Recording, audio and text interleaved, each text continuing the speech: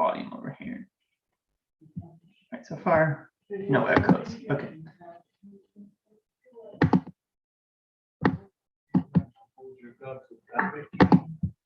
All right, everybody.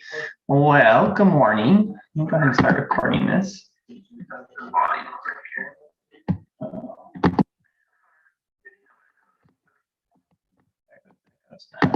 That's YouTube. All right, sorry. Technical stuff. All right, well, good morning, Deanna and Catherine and Mike. And let me report this to the cloud. All right, everybody. Well, welcome to the next in our series of discussions about the end of the world as we know it. Oh my goodness, where I live right now is raining so much. It's like, you could get the idea of what a biblical flood might feel like or look like. It's not that it's biblical proportions here, but it's borderline. I think the weather right now is probably what most people think the weather is in the Pacific Northwest all the time. I hear often people think it rains here constantly, and when they come here and it's sunny, they're really surprised. But it has rained for, on and off, almost 18, maybe 24 hours straight, and it is supposed to rain another at least 12 hours. And we are in the midst of, like major flooding about to happen, like right over there, and some moderate flooding happening right over there. So to my south, there is a river that runs east-west called the Tolt River. It has a relatively short flow down from the mountains before it comes down into the valley and actually joins the Snoqualmie River. So this Tolt River often floods first because it's got that short distance, and it's a lot of the flooding happens in the mountains when it warms up, snow melts, and then you have rain coming down. And then over to the west, there's the Snoqualmie River.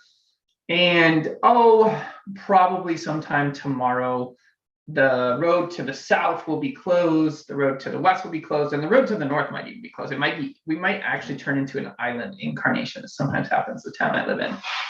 So, when we're talking about survival and resilience training and these things like the end of the world, that, sometimes we have practical experiences that help us be ready for those things. And I was mentioning in this newsletter I was writing today, the irony that, I'm teaching a winter survival and preparedness class next week, a 5-part mini course to get everybody ready for winter. And I'm like, oh, great. Well, I hope I'm ready. I hope I've done my work because, we could be cut off for a little while. Well, welcome everybody. I hope you're doing well. And I have some gratitude today for even though the rains are daunting here and they can be a little heavy and overwhelming, that we do live in an environment where the rains do come and do nourish the land. And especially after our very, very dry summer, I'm thankful that we have the rains coming back. And those of you who maybe this is your first time, feel free to put any questions or comments in the chat. Hi, David. Thanks for joining us.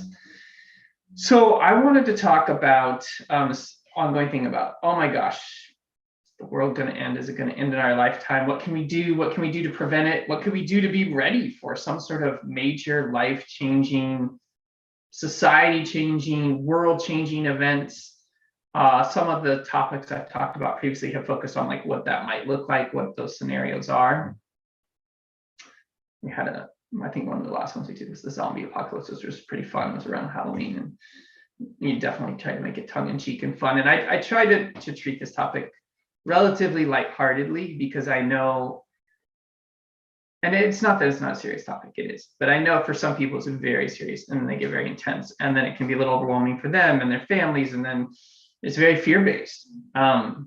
And I like to teach it more in a style of empowering and helping people be ready and prepared for changes in their life and changes in our society. And I think one of the things that actually really inspired me to do this series, I don't think I've mentioned this on these videos yet, is, I've taught survival skills and rewilding and ancestral living skills for decades now, and to my own kids. And I was just talking to somebody about this week. I've actually been approached for the first time in the last few months by parents who are like, Nate, we need to have you teach our kids to be ready for the world that's coming. like that basically they see the writing on the wall in terms of climate change, and they're like, we're not ready for that, and our kids are not ready for that. Can you help our kids be ready for a world that's really unpredictable in terms of the stability of and access to infrastructure, say, that we've all had for most of our lives? And that's pretty touching and poignant to have people ask you about those things.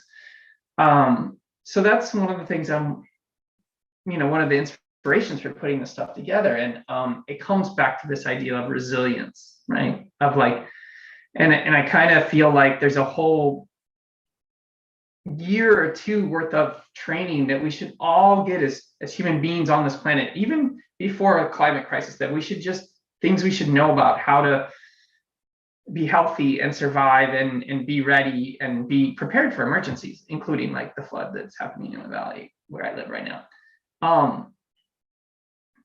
And so one of the things that you see when you talk to these parents and you see their lifestyle, you see their kids' lifestyle, is, the changes that have happened over the last couple of generations in terms of stuff.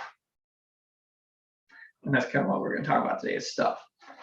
And I'm sure you all know a little bit of what I'm talking about. And this is the idea that we have become vast accumulators of stuff in our modern day and age.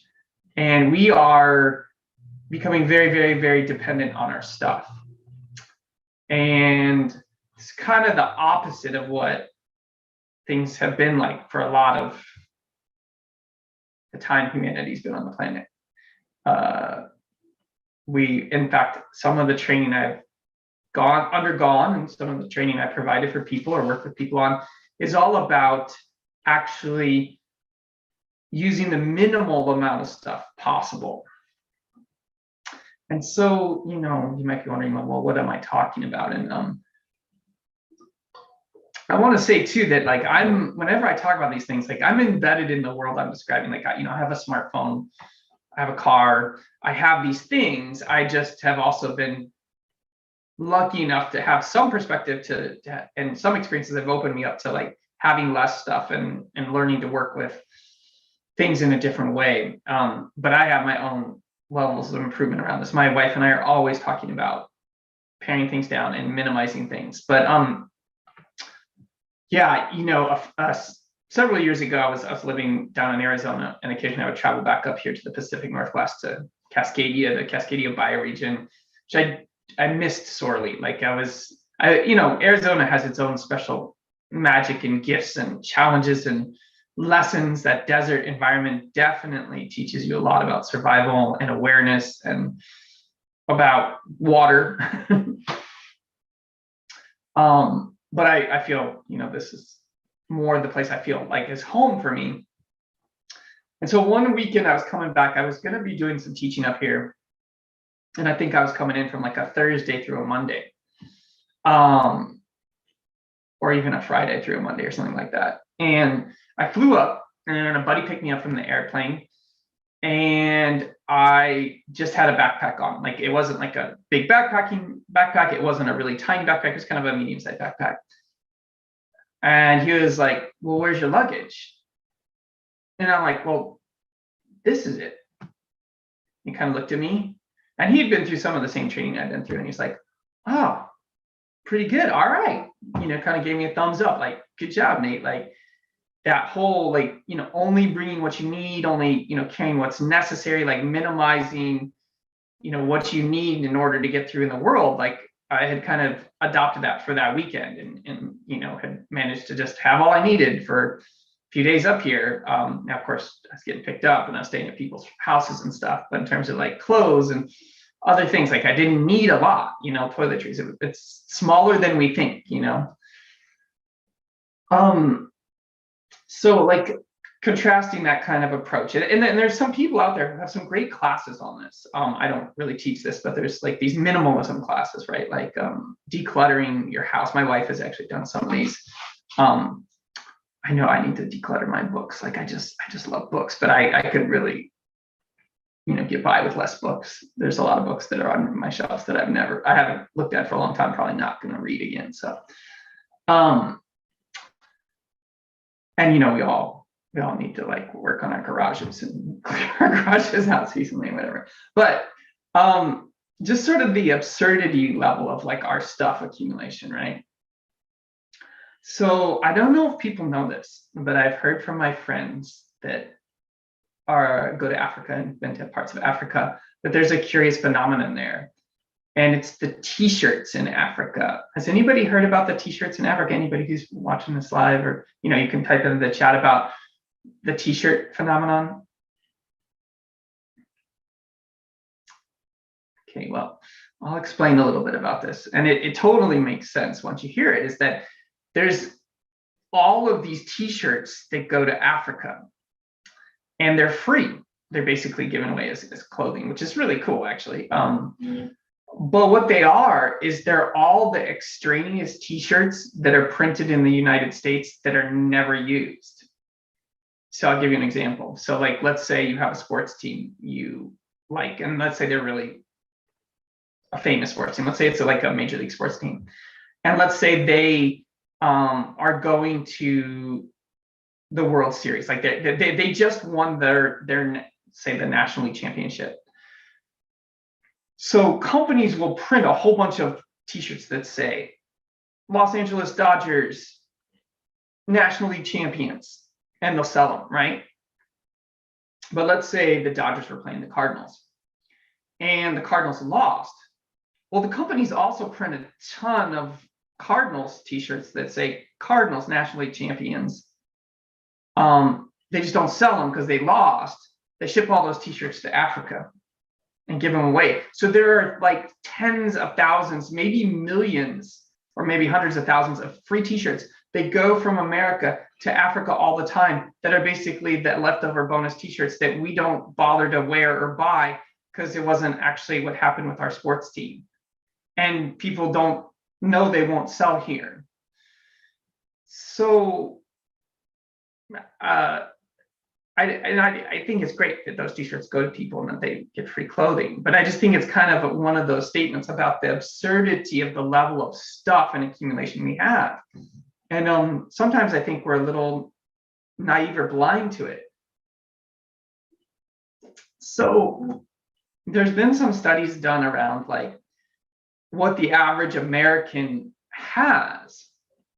And in terms of wealth, and I'm not talking about dollars, all right? I'm talking about our material possessions and actually the amount of energy input we put out to get our basic needs met. That most Americans, middle class Americans and up, but especially just even starting at the middle class, our wealth level is something beyond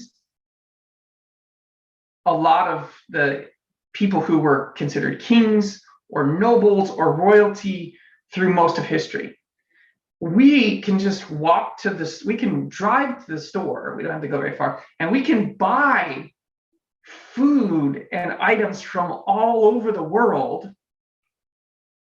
with very little amount of our money. I mean, depending on how exotic it is or whatever the bottle of wine is, it could be expensive or whatever, but we have access to food and resources that people could never imagine.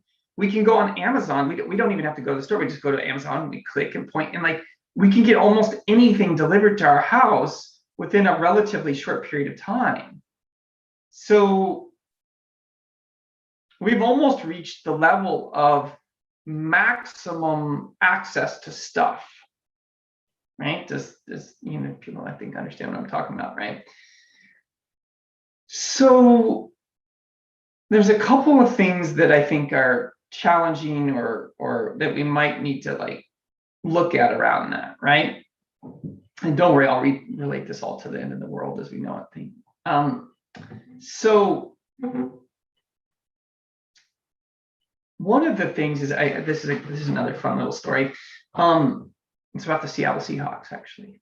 I'm sure people are wondering, wait, why isn't he going to talk about the Seattle Seahawks? We're talking about stuff in the end of the world as we know it, and resilience and stuff. So this is a good story. I like this. So I think after the time the Seahawks won the Super Bowl, which is about almost 10 years ago now, one of the players had grown up in Haiti. One of the defensive players had grown up in Haiti. And he took several of his teammates to Haiti in the off season. And the goal was they were all going to build houses for people, build free houses. And this person, his name's Cliff Averill, he had grown up in Haiti in extreme poverty. And I think part of what he wanted to show people was especially like the difference of poverty in Haiti versus the difference of poverty in the United States. That like, you know, literally it was like really difficult for a lot of people to have houses and things after, especially after the number of hurricanes that have occurred there. And I don't want to poo-poo poverty in the United States and homelessness. I mean, those are real issues, but just in terms of access to resources, it's vastly different there. And so it's a very eye-opening experience for many of the Seahawks. And they were going to not just like give people money to build houses. They were actually helping build houses, which I think is also a really powerful thing. If you've never done that, I do think it's a really amazing experience to go build houses for people. I did it with Habitat for Humanity when I was in college, and it's pretty cool experience to help build a free home for somebody. But one of the things the Seahawks, all the Seahawks players commented on, they kind of blew them away, was that how happy all the children were. Kids were just so happy, and they weren't fussing and whining and throwing fits all the time. And they noticed none of these kids had ever seen an iPad. In fact, they were, you know, some of the players actually had iPads and kids saw them for the first time. And they were just stunned in the difference of their own kids who were growing up, you know, this pretty affluent situation because they're professional football players who had iPads, and how like the difference in those kids' happiness levels was pretty astounding. Of the kids who didn't have iPads were way more happy versus the kids who had the iPads. So I think there's a lesson there for us about what really makes us happy and what was our stuff. And then the story's like, well, what were the kids doing? And so the kids would have like a soccer ball, right? One soccer ball, and 14 kids of multi ages from like, you know, 5 to like 13 would play soccer for like 3 hours with one soccer ball without a soccer field, without like an official, like, you know, soccer field with lines on it and goals. And they had to figure out a way to make it work and have fun together. And they were able to do that. And so there's maybe a lesson for all of us there about what makes us really happy. Actually, we find true happiness in it. It's probably not the amount of stuff we have. And in fact, there's kind of, and I'm not saying that like wealth doesn't help people feel more secure or something like that. But, you know, you kind of see this with people who have a lot of money, then they always want more money, and then they always want more stuff, and then they want more stuff, and then they want to go to space, and they're still like not satisfied, right? Like, you know, the billionaires who are going to space, you know, who have accumulated a lot of stuff and have helped a lot of other people accumulate a lot of stuff. You know, it's pretty interesting that Jeff Bezos and Elon Musk, you know, are in charge of Amazon and PayPal, like those two of the things that are most directly related to the most amount of currency traveling around, right? And the most amount of stuff going around. So talk about the Seahawks, you know, talk about like, well, maybe stuff isn't exactly going to provide happiness, but what's the other thing that happens when we have lots of stuff? Well, we get used to having a lot of stuff, and we feel like we need a lot of stuff, and we might lose some of our capabilities of accomplishing things if we always need to use stuff. So one of the things I really enjoy is taking people out and teaching how to break rocks, teaching people how to break rocks to make really simple stone tools that then you can cut things with. They don't last super long. They'll dull up pretty quickly, but just the idea of how to break a rock and make a stone knife. Ryan and I have made a few stone knives. He really loves it. You know, and we'll probably go back out there when the weather gets nice and do it again sometime, maybe in the springtime. But, you know, it's like, I know that when I work on projects around my house, when I'm fixing something, which I'm sure people listening to this call, whether it's live or the recording, you know, you've had to work on projects at some point. A lot of it's about getting the right tool. But then you have to go to the right equipment, and then you have to go to the hardware store. I spend most of my time going back and forth to the hardware store before I get the right stuff to fix the job. But I'm gradually accumulating all of these tools and all these things that often I only use once. And it's just kind of interesting, like how complex our world is getting around like what we need to do in order to fix things or use things, right? So how this relates to the end of the world as we know it scenario is, what happens when you have a world that's accumulating lots and lots and lots of stuff and gets more and more and more reliant on lots and lots of stuff, and people who are reliant on more and more stuff to feel comfortable, to be what they think is happy, and also to just get their basic needs met. What happens when that stuff just isn't able to come? What if that stuff just stops? What if you don't have access to that stuff? And I think we've all had a taste of that, or at least a preview of that with some of the supply chain issues that are happening in the world. But ironically, what I think most of us realize is those supply chain issues haven't actually affected, say, our food, access to food, or our access to like the actual things we need to live on a daily basis. It's like it's these highly specialized goods coming to us from across the ocean. So I have another little story about that. So, you know, for many years, I used to go on survival trips, and I help facilitate survival trips, especially longer, you know, like week-long survival trips for groups of people. And one of the things we would do is to help prepare people for, you know, they're going to just live off the land for a week. It's highly likely they're not going to be eating as much as they normally do. And they're definitely not going to be having easy access to calories, sugars, and stimulants, like in the form of caffeine, during that week. So the idea is you give people at least 30 days, ideally 60 days or more, time to start like practicing what that feels like. So you tell people, hey, just spend some days, like start to, you know, lower the amount of sugar in your diet, lower the amount of caffeine, try eating less, or go periods of time without eating food, like spend a half day fasting or spend a whole day fasting. And when you go back to eating, eat light. And, you know, just like students all around the world, some people follow that advice and input, and some people just kind of blow it off. But what do you think is the difference in those people's experience on those survival trips of the people who actually practice it versus those who blow it off? You know, and similarly, you know, telling people to, you know, make sure you eat a good meal the day before you go on your survival trip. Make sure you eat so you have some energy in your body, but don't eat massive amounts and greatly expand your stomach. And then suddenly you don't have any food. You're going to feel really hungry really fast. So generally speaking, there's a tendency for the people who cut those things back to go through less caffeine withdrawal, to go through less sugar withdrawal, go through less calorie withdrawal, and be able to operate a little bit more better, a little bit more functionally,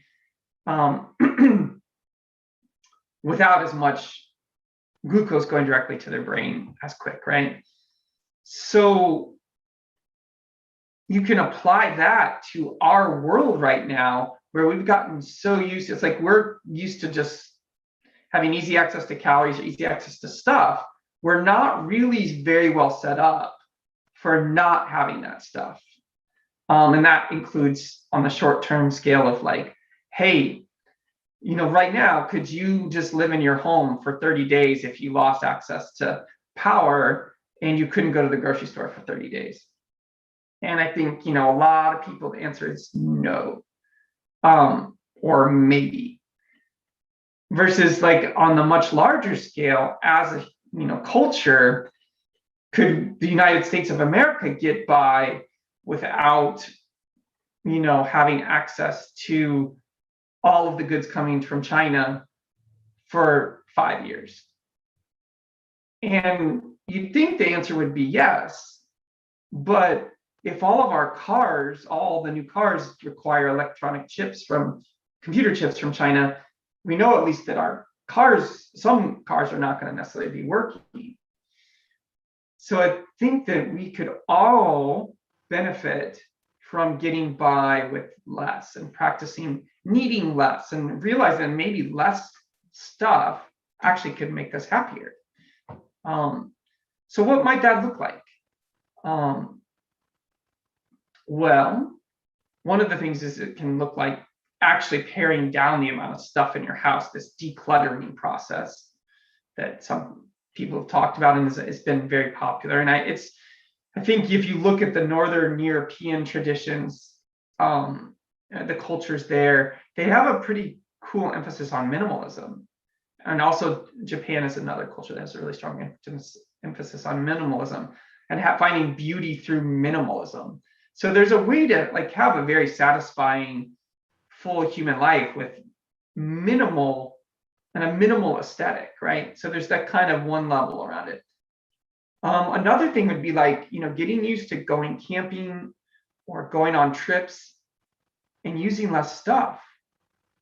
Like, one of the ways I have people work on their survival training is take your camping equipment that you would normally take and then just don't use as much, right? Like, or take your equipment, but don't take a tent one time and just work on shelter. Or you take your tent, but don't bring a stove and just like cook on a fire. Like get used to using less stuff so we're not so vulnerable to suddenly not having access to all of our stuff. And this includes our devices. Oh yeah, like, there's definitely, you see this especially among teenagers, or I would say anybody under 30, but the withdrawal people now go through without social media.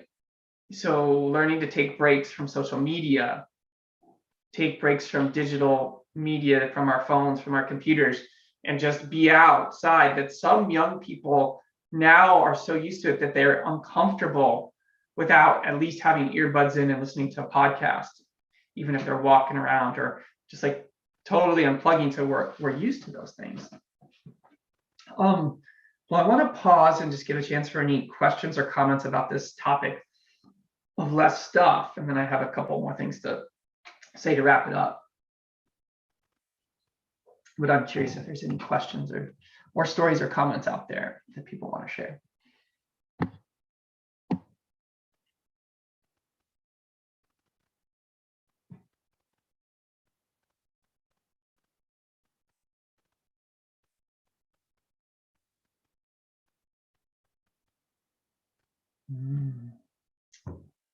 All right. Well, one of the things I want to say is that one of the ways you can find this particularly challenging is if you're a parent, because everybody wants to give your child stuff.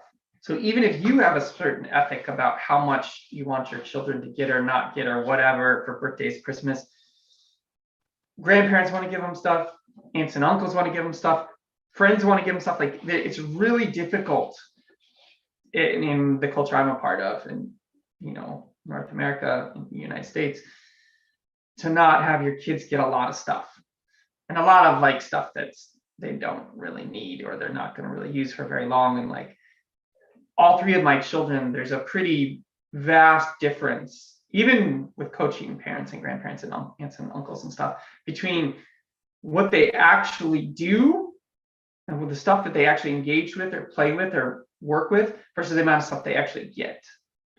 And that's not just because my kids like to spend time outside or because we facilitate them to be rewilded or whatever, though that's part of it.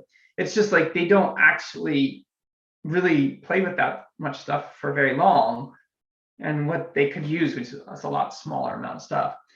Another way that we can look at this is also just like our simple like lives with our clothing. Like, how many pairs of clothes do we really need for the winter time? How many summer clothes do we really need? And there's such an excess amount of the clothing produced. Like, it's pretty easy to go to a thrift store and for a pretty minimal amount of money find all the clothing you would need for the winter or the summer. And once we're full grown adults, we don't, there's this kind of process we get used to as kids, like growing up buying clothes seasonally, like every spring or summer and every fall, because kids do grow.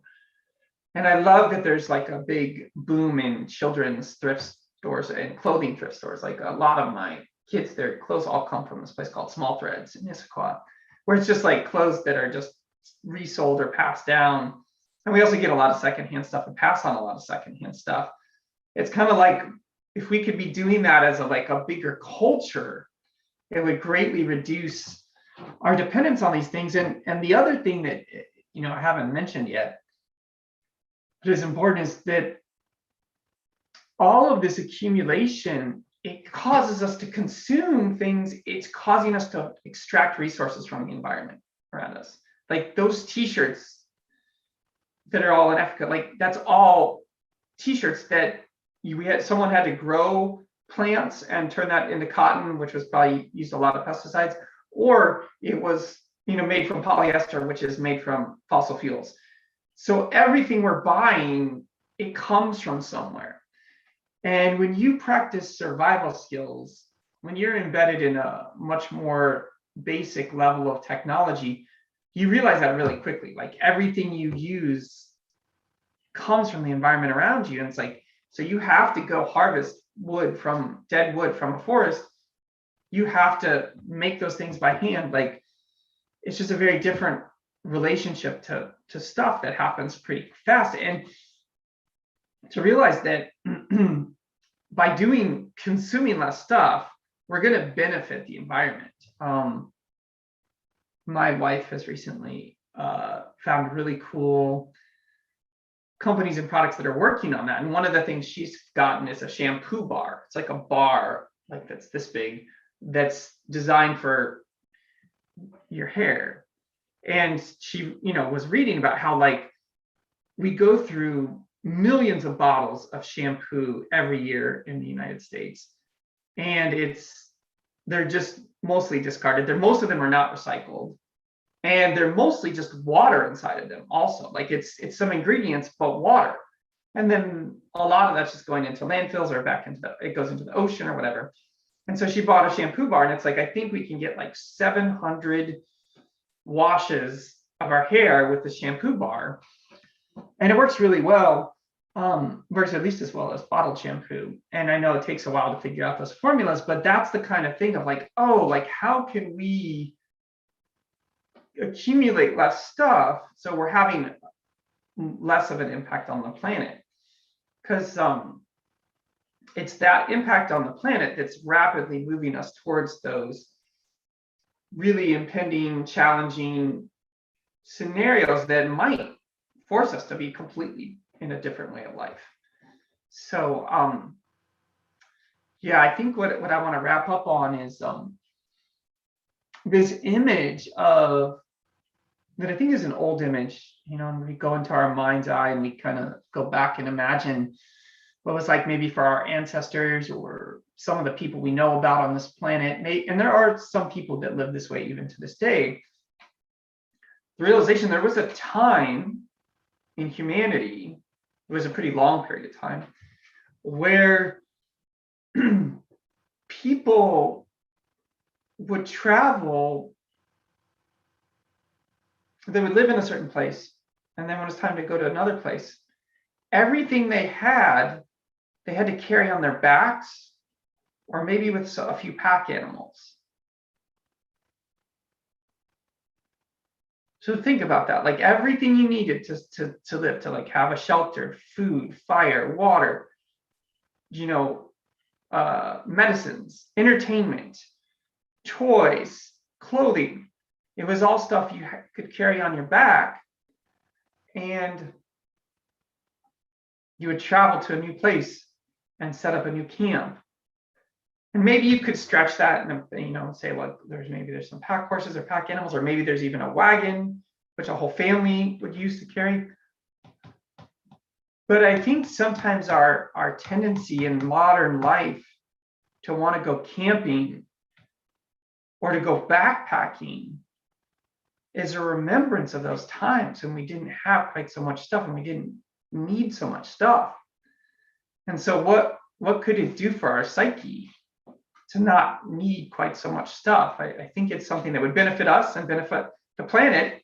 So it have three benefits. It benefit us, right? Benefit our psyche, would benefit the planet, right? With us accumulating less stuff and, you know, needing less stuff. And then it would help us be prepared for a world where we literally aren't going to be able to get this much stuff. And so I think those are three things to really think about and contemplate. And yeah, so any questions or comments on that notion of getting by with less stuff and how it might benefit us all?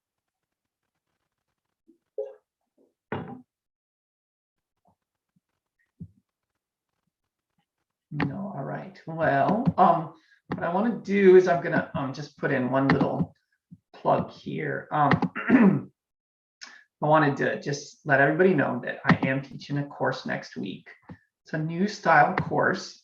I haven't done this before. It's a little mini course. I think Deanna, I see you're on here and that you're signed up for this course, I think. It's a little 5-day mini challenge, and it's all about winter survival and preparedness. And we're going to meet every day for half an hour, maybe a little bit more the first one. And it's 5 days, and the sessions are going to be recorded, but it's all about how to be ready for winter time and what are the essential skills we need for that. And so I'm putting that here. I'll put it on the YouTube channel. If you want to register and join me, there's still space. We've got a nice little group so far. It's going to be small and intimate, but it's going to be big enough that there should be some good questions and scenarios we go through. But if you want to learn more about the 5-day winter challenge, you can check out that link I put in the chat. And as we go into the holiday season, where there's a lot of emphasis on stuff, it's probably a good idea to think about, like, what are some alternatives we might be able to come up with? What are some handmade things we can do as presents? And how can we all get by with less stuff?